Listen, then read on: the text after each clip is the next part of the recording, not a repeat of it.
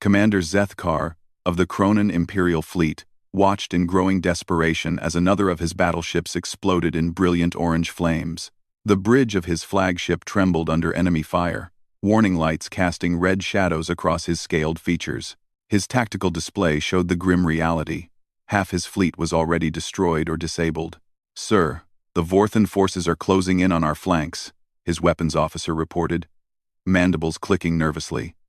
"Their plasma cannons are tearing through our shields like they're made of vapor." The Kronan commander's eyes narrowed as he studied the battlefield. 3 months ago, the Vorthans had launched a surprise attack on Kronan space, claiming their ancient territory. What started as border skirmishes had escalated into full-scale war. Now, in the Kepler 442 system, the fate of his entire species hung in the balance. "How many ships do we have left?" Zethkar demanded, his claws digging into the command chair's armrest. 14 operational vessels, sir. The Vorthans still have over 30. The mathematics were simple and brutal. Even with superior Kronan engineering, they couldn't overcome such overwhelming numbers.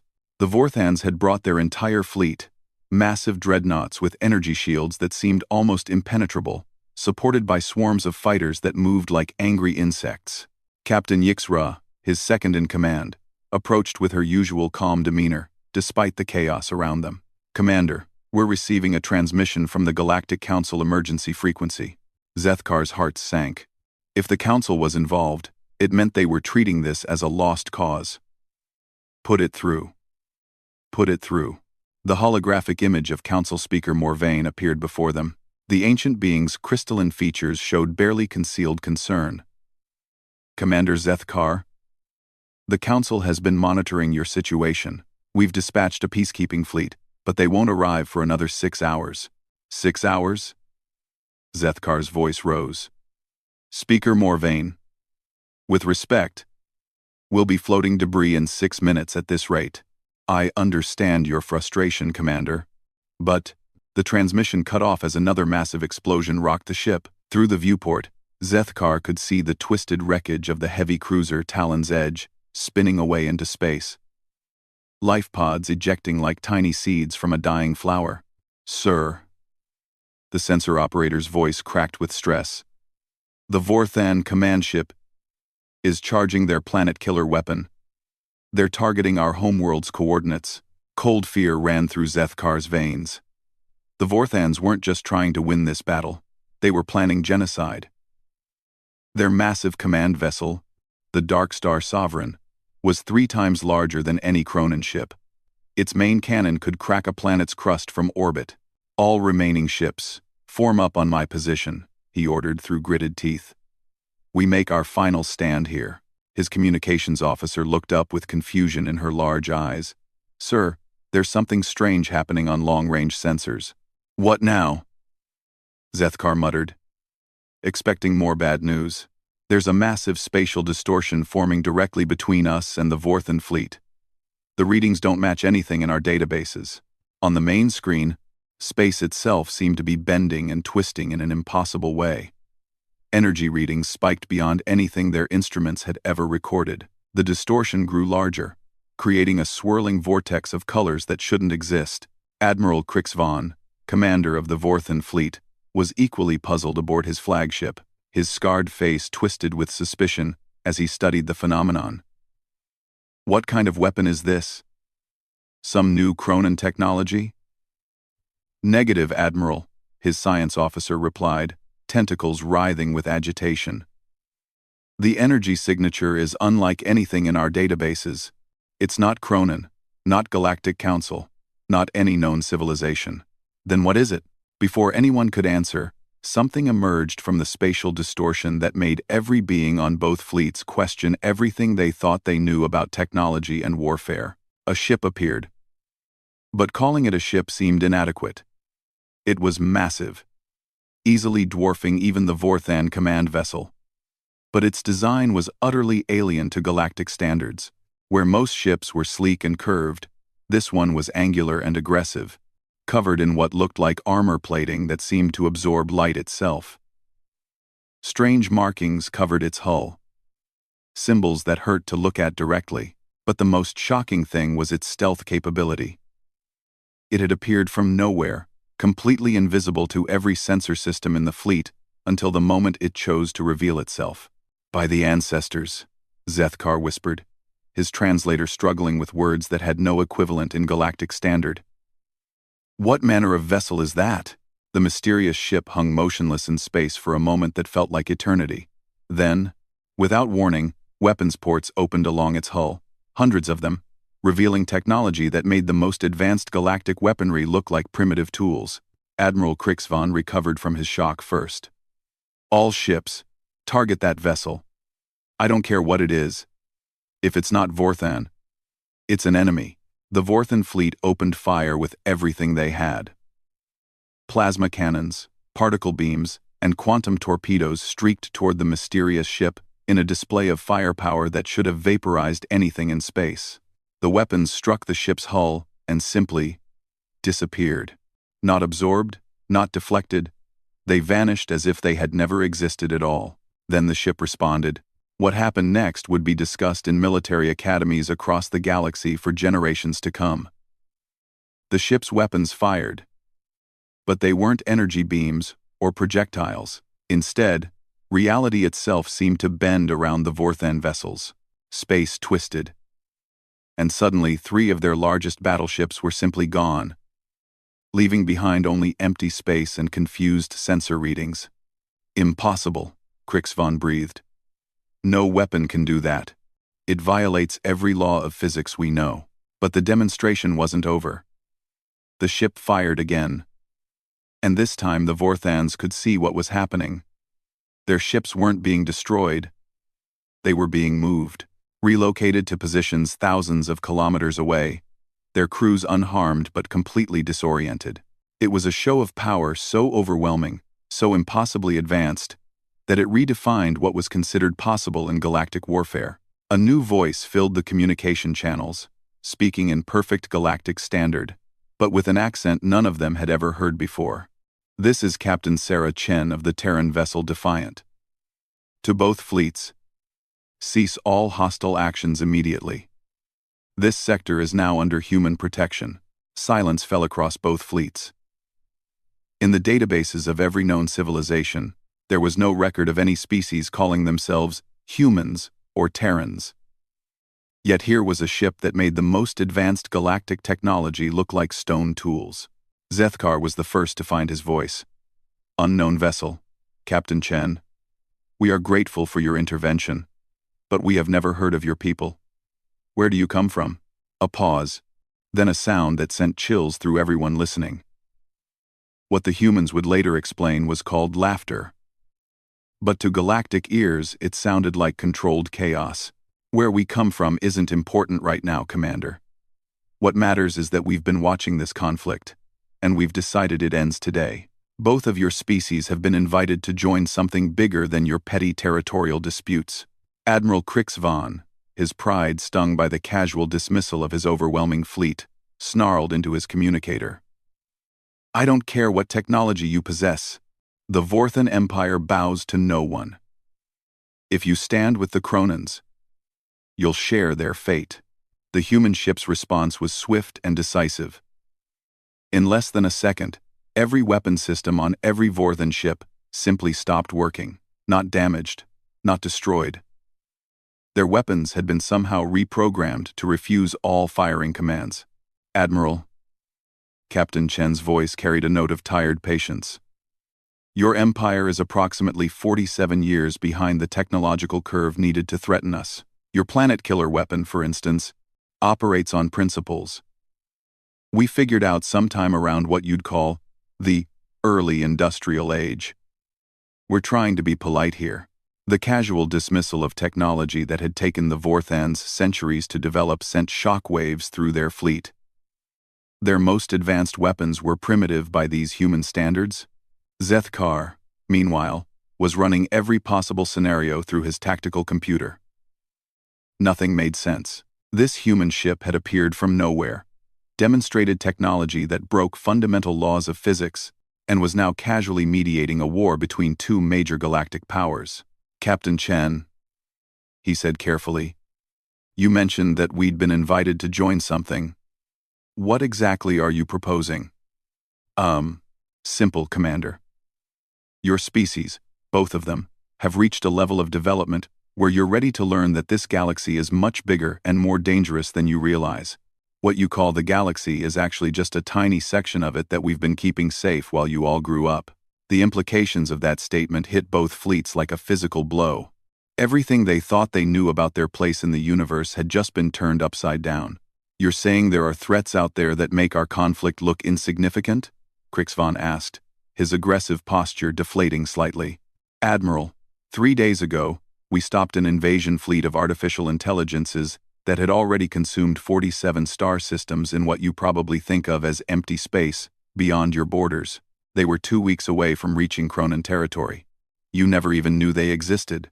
The bridge of every ship fell silent as the magnitude of this revelation sank in. While they had been fighting over borders and resources, humanity had been protecting them from threats they couldn't even imagine. Captain Chen continued, her tone becoming more serious.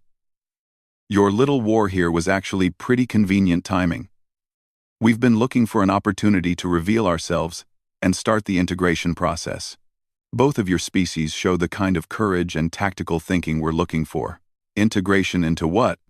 Zethkar demanded.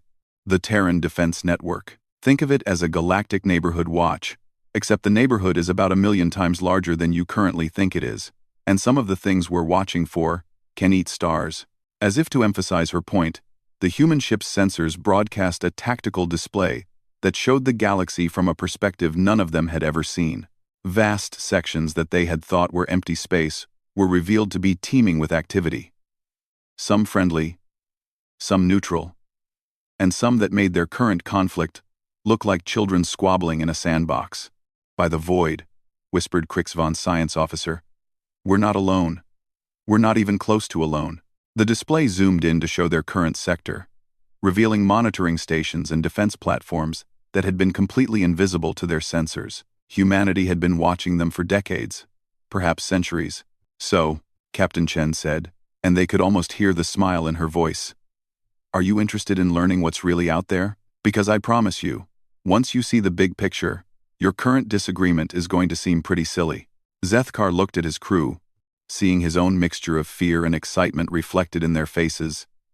Everything they had believed about their place in the universe had just changed forever, and somewhere in the back of his mind, a small voice whispered that this was just the beginning. 3 hours later, Commander Zethkar found himself in a situation he never could have imagined. He was aboard a human vessel, sitting in what Captain Chen called a conference room, while his understanding of reality continued to crumble around him. The interior of the human ship was nothing like galactic standard designs. Where most species built their vessels with curves and flowing lines, human architecture was purposeful and efficient. Every surface served multiple functions, and the walls themselves seemed to be alive with flowing data streams that his eyes couldn't quite follow. Admiral Krixvan sat across from him, equally bewildered. The proud Vorthan leader had agreed to the meeting only after Captain Chen had demonstrated that she could disable his entire fleet's life support systems with a thought, then restore them just as easily.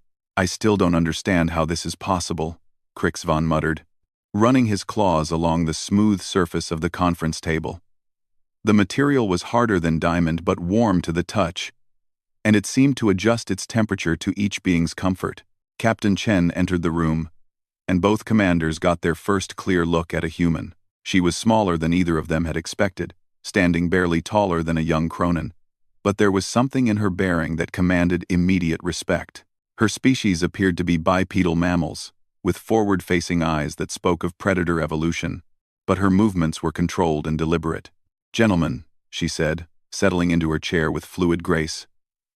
I know this is overwhelming. Every species goes through the same shock when they learn the truth about galactic civilization. How long have your people been watching us? Zethkar asked, trying to keep his voice steady. Chen pulled up a holographic display that showed their local galactic arm.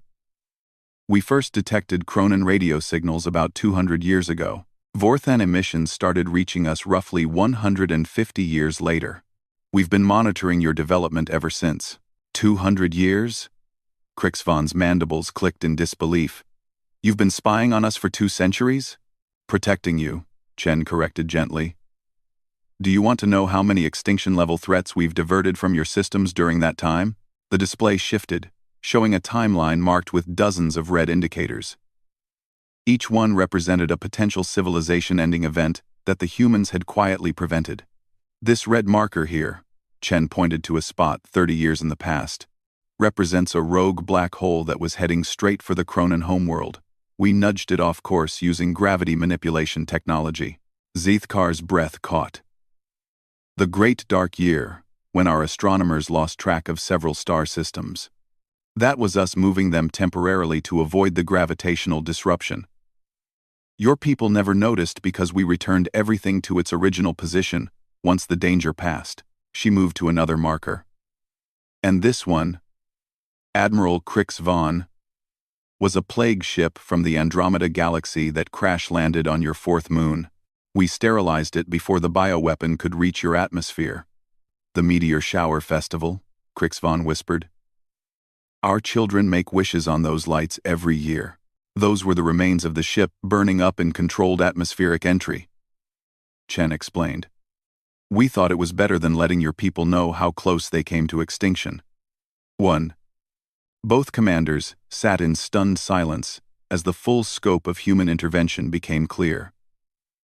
They had been living in a carefully maintained bubble of safety, never knowing how many times their species had come within hours of annihilation. Why? Zeithkar finally asked. Why protect us? What do you gain from it? Chen's expression grew serious. Because we know what it's like to face extinction alone. Humanity almost didn't make it to the stars. We barely survived our first contact with hostile alien intelligence. The display changed again, showing what appeared to be a devastated planet. The surface was scarred with massive craters, and the atmosphere glowed with the aftermath of orbital bombardment. Earth, after the Hegemony War, Chen said quietly. 17 years of fighting against an empire that viewed humans as nothing more than useful slaves. They had technology centuries ahead of ours, unlimited resources, and absolutely no moral constraints. The images were horrific. Cities reduced to glass, oceans boiling away, forests turned to ash. It was clear that humanity had suffered losses on a scale that dwarfed anything either the Cronins or Vorthans had ever experienced. How did you survive? Crix Vaughn asked, his voice unusually subdued. By becoming something the galaxy had never seen before, Chen replied. We didn't try to match their technology. We revolutionized the very concept of what technology could be. While they built bigger guns, we learned to manipulate fundamental forces. While they created stronger armor, we figured out how to step outside normal space-time. She gestured, and the room around them suddenly changed. The walls became transparent, revealing the vast interior of the ship, but it was impossible. The interior was dozens of times larger than the exterior they had seen from space. Dimensional engineering, Chen explained casually. We fold space to create more room inside than physics should allow. It's actually one of our simpler applications. By the ancestors, Zeithkar breathed. You've broken the fundamental laws of the universe. We've learned to work around them, Chen corrected. The universe is much more flexible than most species realize. You just have to know which rules are actually suggestions. Crix Vaughn leaned forward, his military mind trying to process the tactical implications. How powerful is humanity now? How many ships like this do you have? Chen smiled, and there was something almost sad about it. Admiral, asking how many ships we have is like asking how many thoughts we can think. We don't build ships in the traditional sense anymore. The display showed what appeared to be empty space. Then, one by one, shapes began to materialize. Ships of every size and configuration, appearing from nowhere as their stealth systems disengaged. Within minutes, the screen showed thousands of vessels surrounding their location. This is just the response fleet for this sector, Chen said. We have installations in dimensions you don't have names for. Monitoring stations built into the quantum foam itself. And manufacturing facilities that exist in folded time. The scale was incomprehensible. Both commanders realized They were looking at a civilization that had transcended every limitation they had thought was fundamental to existence. But power isn't why we're talking to you, Chen continued. We've learned that survival isn't about being the strongest. It's about being adaptable, creative, and willing to work together. She pulled up new images, species from across the galaxy, many that neither commander recognized. Some were clearly advanced civilizations. Others appeared to be at early technological development. The Terran Defense Network isn't just humans. We work with over 400 species, each bringing their own unique perspectives and capabilities. The Zephyrians are living gas clouds who can process information at quantum speeds. The Builders are crystalline entities who can construct megastructures with their thoughts. The Singers can manipulate matter through harmonic frequencies. And you want us to join this alliance? Zethkar asked. We want you to have the choice, Chen replied. In 6 months, we're going to reveal ourselves to the rest of your galactic neighborhood. The Galactic Council, the Trade Federation, the neutral zones. Everyone is going to learn that the universe is much bigger and more dangerous than they currently believe. She stood and walked to what appeared to be a window, though they were supposedly deep inside the ship.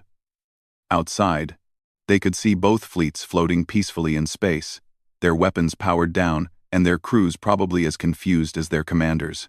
The thing is, gentlemen, there are other powers out there that aren't as friendly as we are. The hegemony that nearly destroyed Earth? They were just one small part of something much worse. There are entities that consume entire galaxies. Machine intelligences that view all organic life as contamination. And things that exist partially outside normal reality that we don't even have proper names for. Krixvan's scarred features paled. Are you saying invasion is inevitable? I'm saying that isolation is no longer an option. Your little war today? It sent energy signatures across several dimensional barriers. There are predator species that hunt for exactly those kinds of signals. In galactic terms, you just rang a dinner bell. The implications hit both commanders like a physical blow. Their conflict hadn't just been pointless, it had actively endangered both their species. How long do we have? Zethkar asked quietly. With our protection? As long as you need to prepare. Without it? Chen shrugged. Maybe 2 years before the first scout ships arrive. 5 years before the main invasion forces show up. The room fell silent as both leaders absorbed this information. Everything they had been fighting over, territory, resources, pride, suddenly seemed insignificant compared to the threat of extinction. What would joining your network require? Krixvan asked finally. Complete reorganization of your military philosophy, your technology base, and your understanding of physics, Chen said bluntly. You'd have to accept that everything you think you know about warfare, science, and survival is at best incomplete, and at worst, dangerously wrong. She turned back to face them.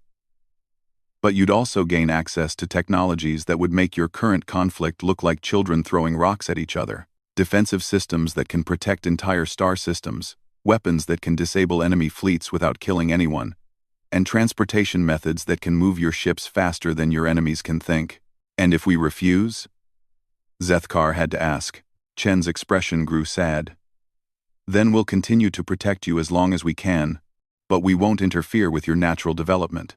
When the real threats arrive, you'll face them with whatever technology you've managed to develop on your own. Both commanders understood what she wasn't saying. Without human protection and technology, their species would almost certainly not survive the coming storm. We need to discuss this with our governments, Krixvan said slowly. Of course. But gentlemen? Chen's voice carried a note of urgency. Don't take too long. The signals from your battle today are already propagating through subspace. We estimate you have about 72 hours before some very unfriendly entities start paying attention to this sector. As if summoned by her words, an alert chimed throughout the ship. Chen's expression immediately shifted to pure professionalism. Excuse me for a moment, she said, touching what appeared to be empty air. A holographic display materialized, showing a section of space far beyond their current location. Report, she commanded. A voice responded, speaking in rapid English that the translators struggled to process. Chen's face grew grim as she listened. Understood. Implement Protocol 7 and begin evacuation procedures for the outer colonies. She turned back to the two commanders. Gentlemen, I'm afraid our timeline just got much shorter. It appears your little battle did more than ring a dinner bell. It sent up flares that were visible from outside this galaxy. The blood drained from both commanders' faces. Something is coming, Chen said simply. Something that makes our previous threats look like minor inconveniences. And we have approximately 18 hours to decide whether your species are going to face it as allies or as very attractive targets. The emergency session aboard the human ship had expanded dramatically in the past 6 hours. Commander Zethkar watched in amazement as representatives from a dozen species materialized in the conference room through what Captain Chen called quantum tunneling. Each arrival defied everything he thought he knew about physics. The Galactic Council speaker Morvain had arrived first, his crystalline form crackling with barely contained energy. Behind him came beings that Zethkar had never seen before, the gaseous Zephyrians that Chen had mentioned, floating in containment fields that somehow allowed them to communicate, and the builders, whose crystalline bodies seemed to shift and flow like living gemstones. Admiral Krixvon sat rigid in his chair, overwhelmed by the revelation that the galaxy contained so many advanced species. His proud Vorthan military mind was struggling to process the tactical implications of technologies that treated space and time as mere suggestions. The dimensional breach is confirmed, reported a being that appeared to be made entirely of flowing light. The entities are definitely from outside our local galactic cluster. Their energy signatures match nothing in our databases. Captain Chen nodded grimly. Show them what we're dealing with. The holographic display in the center of the room expanded, revealing a view of space that made everyone present fall silent. Something was emerging from what appeared to be a tear in reality itself. A rift that showed glimpses of a universe where the fundamental laws of physics operated differently. Those are devourers, Chen explained, her voice carrying the weight of bitter experience. We've encountered them twice before. In different galaxies. They don't conquer civilizations. They consume them. Every last atom, every scrap of energy, every piece of information. They leave behind, literally, nothing. The shapes emerging from the rift were impossible to describe properly. They seemed to exist partially in normal space and partially in dimensions that the sensors couldn't properly detect. They were massive. Each individual entity was larger than a moon. But they moved with predatory grace that suggested vast intelligence. How many are coming through? Speaker Morvain asked, his crystalline voice carrying harmonics of fear. Current count is 17 primary entities, with approximately 400 smaller support constructs, replied one of the builders, its form shifting to create better sensor arrays. But the rift is still expanding. We could be looking at a full swarm migration. Zethkar found his voice. What do they want? Resources? Territory? Chen turned to him with an expression of profound sadness. Commander, they want everything. Devourers don't just consume matter and energy. They consume the very concepts that make civilizations unique. When they're finished with a galaxy, it's as if those civilizations never existed at all. No ruins, no artifacts, no trace in the quantum foam that they ever lived. The display zoomed in on one of the approaching entities. Its surface was covered in what looked like technological constructs, but they seemed to grow rather than being built. Organic technology that incorporated the absorbed knowledge and capabilities of every civilization the Devourers had consumed. This is why the Terran Defense Network exists, Chen continued. Humanity learned about the Devourers the hard way. When they consumed the Centauri colonies, 3 million human settlers. Gone in 12 hours, we barely escaped with records proving they had ever existed. Admiral Krixvon leaned forward, his tactical mind engaging despite his shock. What are our defensive capabilities? How do we fight something like this? Traditional warfare is useless, replied one of the Zephyrians, their gaseous form pulsing with agitation. Devourers exist partially outside normal space-time. Conventional weapons pass through them without effect. However, added a builder, reshaping itself into a complex geometric pattern that hurt to look at directly. There are dimensional warfare techniques that can be effective. The key is to attack them in all dimensions simultaneously. Captain Chen stood and walked to the display, studying the approaching threat. We have 3 options. Option 1. Full evacuation. We pull back every inhabited system in this galactic arm and relocate them to protected space. The Devourers get an empty galaxy to consume, and we preserve the civilizations.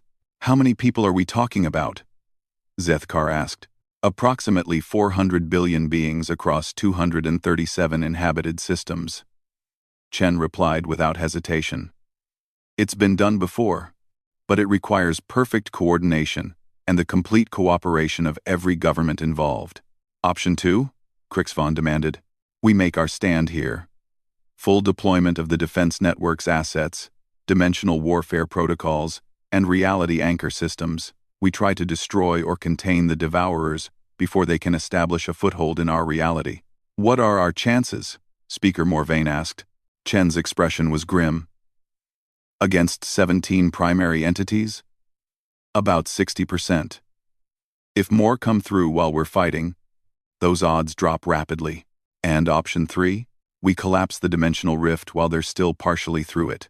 Trap them between realities where they can't fully manifest or retreat. It's only been attempted once before, and the entire star system where it was tried no longer exists. The room fell silent as the implications sank in. They were facing a choice between abandoning everything they had built or risking the complete annihilation of their civilization. There is a 4th option, said a new voice. Everyone turned as a figure materialized in the room. Another human, but one who carried himself with an authority that made even Captain Chen straighten to attention. Admiral Harrison, Chen said. I thought you were coordinating the Andromeda response. The Andromeda situation is stable for now, Harrison replied. I came because I have a proposal that our new friends here need to hear. He turned to address Zethkar and Crixvon directly. Gentlemen, your species have something that most civilizations lack when they first encounter the Devourers. You have active military forces with recent combat experience, commanded by leaders who understand tactical thinking under pressure. Crixvon's scarred features showed confusion. What difference does that make? You just said our technology is useless against these entities. Your current technology, yes. But human technology with experienced warriors to wield it? That's a different equation entirely. Harrison gestured. And new displays appeared showing human weapon systems that dwarfed anything they had seen before. These are dimensional lance arrays. They fire coherent beams of folded spacetime that can damage Devourers in their native reality state. We have reality anchors that can force them to exist fully in normal space, making them vulnerable to conventional assault. We have quantum displacement mines that can erase them from multiple dimensions simultaneously. You're talking about giving us human weapons? Zethkar breathed. I'm talking about integrating your fleets with ours for this battle. Your people bring tactical experience and military discipline. We provide the technology and dimensional warfare training. Together, we might have something the Devourers haven't encountered before, a coordinated defense by multiple species with complementary capabilities. Chen looked skeptical. Admiral, the integration process usually takes months. We have hours, which is why we're going to do something unprecedented, Harrison replied. Direct neural linking with our AI systems. Your commanders will have access to our tactical databases and weapon systems in real time. It's dangerous. The human brain isn't designed to interface directly with quantum computers, but it's the only way to compress months of training into minutes. 1. What are the risks? Crixvon asked bluntly. Complete neural breakdown, permanent insanity, or death, Harrison said without hesitation. About 15% chance of each. But if we lose this battle, those risks become irrelevant. Zethkar looked around the room at the assembled representatives of galactic civilization.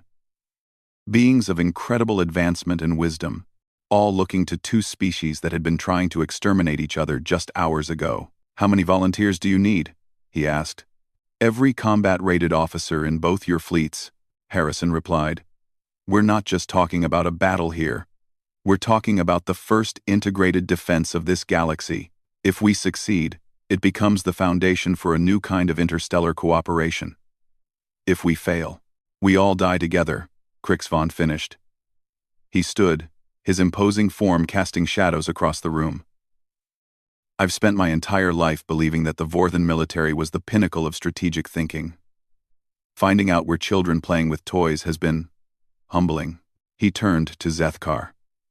Commander, I formally request that the Vorthan Empire and the Kronan Republic declare a permanent ceasefire and join forces against this threat.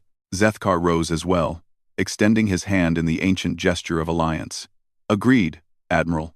Our species have been fools to fight each other when the real enemy was always waiting in the dark. Captain Chen watched the two former enemies clasp hands and felt a familiar stirring of hope. It was the same feeling she had experienced years ago when humanity had first made contact with the Zephyrians, and again when the Builders had joined the defense network. Then let's get to work, she said. We have 12 hours to turn 2 fleets into the galaxy's first integrated defense force. And gentlemen, I hope you're both very good at learning quickly, because we're about to teach you things about warfare that no organic being has ever attempted before. The display showed the Devourers continuing to emerge from their dimensional rift, their impossible forms growing larger and more threatening with each passing moment. But for the first time since the crisis began, there was something else in the room besides fear and desperation. There was determination. The same human characteristic that had allowed them to survive their own near extinction and become guardians of the galaxy was now spreading to other species. The Devourers were about to discover that while they might have consumed countless civilizations across the universe, they had never encountered anything quite like the combined wrath of beings who refused to go quietly into extinction. Admiral Harrison smiled grimly as he watched the tactical displays. Unknown entities. This is Admiral Harrison of the Terran Defense Network. You are trespassing in protected space. You have one chance to withdraw to your own reality before we demonstrate why this galaxy has remained unconquered. The response came not in words, but in a wave of psychic pressure that would have crushed the minds of most species.